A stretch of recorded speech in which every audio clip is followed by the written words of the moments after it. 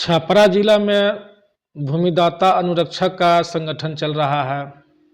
वहाँ पर जिला अध्यक्ष की चुनाव हुआ है। सभी भूमिदाता अनुरक्षक भाई से कहना चाहेंगे कि बिहार के जितने भी जिला है सभी जिला में संगठन को मजबूत बनाइए, प्रखंड अध्यक्ष जिला अध्यक्ष बनाइए, बार बार मीटिंग कीजिए और जो अनुरक्षक भाई को, जो भूमिदाता भाई को जानकारी नहीं मिल पा रहा है कि हमें करना क्या है, मीटिंग के माध्यम से उन लोगों को जानकारी दीजिए ताकि संगठन मजबूत हो, तभी आप लोगों को अपना हक मिलेगा। प्रखंड स्तर पर जो प्रखंड के अधिकारी लोग हैं वो लोग भोले भाले अनुरक्षक को मौखिक रूप से बरगला दिया जा रहा है। कहीं भी किसी अनुरक्षक को लेटर नहीं दिया जा रहा है जो बिहार सरकार लेटर निर्गत कर रहा है, ताकि अनुरक्षक भाई लेटर को पढ़ ले और क्या नल जल में करना है उस हिसाब से चले। कोई जागरूक अनुरक्षक या भूमिदाता जब प्रखंड में जा रहा है तो एक 29-35 लेटर है। इस लेटर में 4 लाइन मुख्य बात लिखा हुआ है, जिसमें 2 लाइन पढ़ा दिया जाता है और 2 लाइन छोड़ दिया जाता है। तो उस 29-35 जो लेटर है सभी से कहेंगे कि आप लोग इस लेटर को निकाल लीजिए। एक लेटर आया हुआ है 13/1/2023 का, वो भी लेटर निकाल कर रखिए और खूब गौर से खूब बढ़िया से पढ़िए और अपने वकील से पढ़वाइए और संगठन को जरूर मजबूत कीजिए। बिना संगठन, अगर आप संगठन नहीं चलाइएगा, संगठन नहीं रखिएगा तो आपके हाथ से नौकरी भी चला जाएगा, भूमि भी चला जाएगा। बिहार सरकार ने 2019 से ही मानदेय का रुपया, रिपेयरिंग का रुपया भेज रहा है, लेकिन प्रखंड स्तर से किसी भी भूमिदाता को, अनुरक्षक को पैसा नहीं मिल रहा है। हमसे काम कराया जा रहा है, मेहनत कराया जा रहा है और पैसा 1 रुपया दिया भी नहीं जा रहा है। उल्टे में धमकी भी दिया जाता है। अगर जायज बात बोलिएगा, सही बात बोलिएगा तो डरवाने के लिए FIR करने की धमकी दिया जाता है और कहीं कहीं FIR कर भी दिया जाता है। तो 29-35 लेटर में क्या लिखा हुआ है आप लोग लेटर जरूर निकालिए। तत्काल हम पढ़ के बता दे रहे हैं। ग्राम पंचायत के प्रत्येक वार्ड में अनुरक्षक की व्यवस्था होगी। यहाँ कहा जा रहा है 29-35 लेटर में कि ग्राम पंचायत के प्रत्येक वार्ड में अनुरक्षक की व्यवस्था होगी, जिनका कर्तव्य पेयजल योजना को सुचारू रूप से संचालन करना है। नल जल जो चलाएगा वह अनुरक्षक ही चलाएगा, ऐसा 29-35 के लेटर में जिक्र है। तो यह चीज नहीं पढ़ाया जाता है प्रखंड के द्वारा या किसी अधिकारियों के द्वारा, यह नहीं बताया जाता है। उसके जस्ट आगे जो लाइन लिखा हुआ है उस चीज को बता करके अब भोले भाले अनुरक्षक को हटा दिया जाता है, साइड कर दिया जाता है। उसके आगे क्या लिखा हुआ है? सामान्यतः वार्ड सदस्य ही अनुरक्षक के रूप में कार्य करेंगे। वार्ड सदस्य के अनिच्छा पर वार्ड सभा वार्ड सचिव को अनुरक्षक बना सकेगी। इसका मतलब समझ जाइए, सामान्यतः वार्ड सदस्य ही अनुरक्षक के रूप में कार्य करेंगे। इसके ऊपर लिखा हुआ है कि प्रत्येक वार्ड में अनुरक्षक की व्यवस्था होगी, पहले लिखा हुआ है। तो सामान्यतः का मतलब यह हुआ कि जहां अनुरक्षक की बहाली नहीं हुआ है वहां सामान्यतः मजबूरी बस, जहां बहाली नहीं हुआ है वहां वार्ड सदस्य अनुरक्षक के रूप में कार्य करेंगे।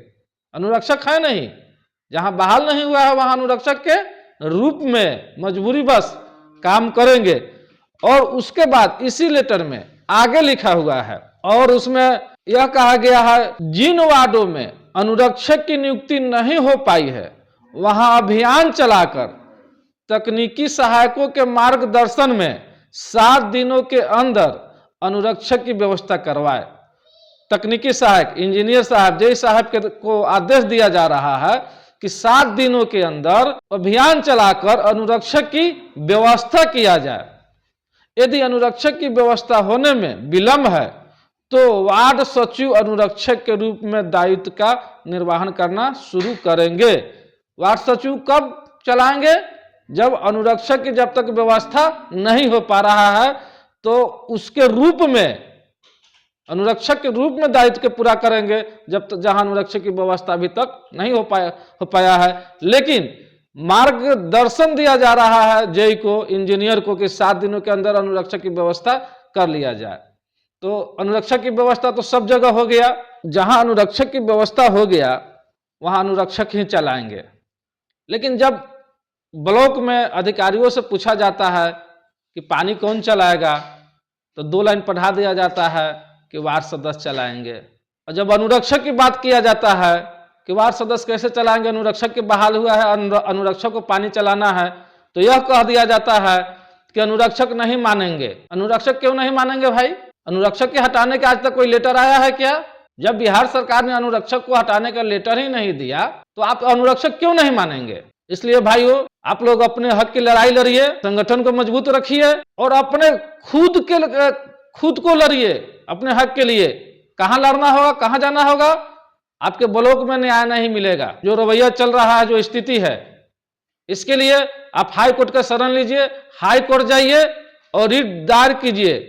यह लेटर दिखाइए अपने वकील को और उस लेटर के आधार पर लड़ाई लड़िए कि कहां अनुरक्षक को हटाया गया है, जो हमसे पानी नहीं चलवाया जा रहा है, हमें मजदूरी नहीं दिया जा रहा है, हमसे चाबी छीना जा रहा है और हम पर FIR भी किया जा रहा है। अनुरक्षक को हटाने का कोई लेटर आया ही नहीं। यह प्रखंड के अधिकारियों के द्वारा जोर जबरदस्ती। आखिर क्यों? जब तक लड़िएगा नहीं तब तक पाइएगा नहीं।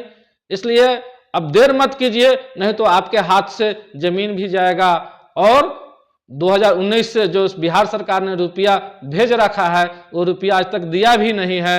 2019-20 में रुपया आया है, फिर 20-21 में रुपया आया है, फिर 21-22 में रुपया है, 3 बार रुपया आया है, 2-2 हजार मानदेय आया है और 2-2 हजार रुपया रिपेयरिंग का रुपया आया है। यानी कि 24,000 एक साल का, 24,000 रिपेयरिंग और 24,000 मानदेय आया है। सारी रुपया जो है गोल मटोल हो रहा है। इसलिए सभी अनुरक्षक भाई से, सभी भूमिदाता भाई से आग्रह करते हैं कि आप लोग हाई कोर्ट के शरण लीजिए और न्याय आपको हाई कोर्ट से ही मिलेगा। इधर उधर भटकना छोड़ दीजिए, क्योंकि हम भी इधर उधर भटक कर करके जो है बहुत जानकारी प्राप्त कर चुके हुए हैं। इसलिए हाई कोर्ट जाना अब जरूरी है।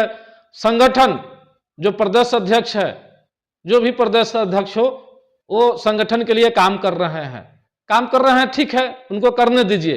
लेकिन अपने हक के लिए जो है कम से कम खुद आगे जरूर बढ़िए, ताकि आपको पर्सनल हक मिल सके। तो भाइयों, जो लोग अभी तक मेरे वीडियो में नए हैं और अभी तक जिन्होंने मेरे चैनल को सब्सक्राइब नहीं किए हैं, वो लोग सब्सक्राइब कर लीजिए, ताकि इस तरह के जानकारी मैं बराबर देते रहता हूं। फिर मिलूंगा अगले वीडियो में। वीडियो को ज्यादा से ज्यादा शेयर कीजिए, ताकि हमारे सभी अनुरक्षक भाई के पास, सभी भूमिदाता का भाई के पास यह वीडियो पहुंचे और सभी लोग जो कुंभकर्ण नींद में सोए हुए हैं वो लोग जग जाए, और जो लोग जगे हुए हैं वो हाई कोर्ट पहुंच जाए।